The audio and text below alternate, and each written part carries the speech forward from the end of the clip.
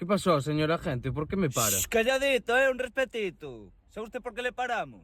Por eso te pregunto, ¿no? También es verdad, neno. Pues porque me sale el huevo derecho, neno. Te tengo que joder a alguien. Te toca a ti, neno. Es la que hay. Apenas documentación del vehículo, ya, rapidín. Por lo que veo aquí tiene todo en regla, neno. Sí, claro. ¿Consumió usted algo? No. ¿Cómo que no? Le No. parecerá bonito. Baje del coche, neno. Vale. Baje del coche. Gracias por abrirme la puerta, A ver, vuelva a subir, vuelva a subir. ¿Pero por Ya, qué? rapidito, Muy bien, campeón, ¿a dónde ibas con tanta prisa? Pues iba junto de mi novia. ¿Tu novia con esa cara? Sí. Venga, enséñame la conversación porque yo no te creo, neno. Eso no te lo voy a enseñar, que eso es privado, Ah, aún encima te vas despabilado, neno. Te voy a meter una multa ¿Por qué? por intentar convencerme de que tienes novia, neno. Tú no puedes tener novia con esa cara, Pero ¿no? Toda ¿cómo que pasada no? de moda, Chorbo.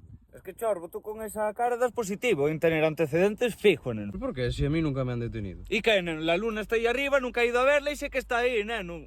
Ala, pa' calabozos, bájese Sí, del sí. coche ya.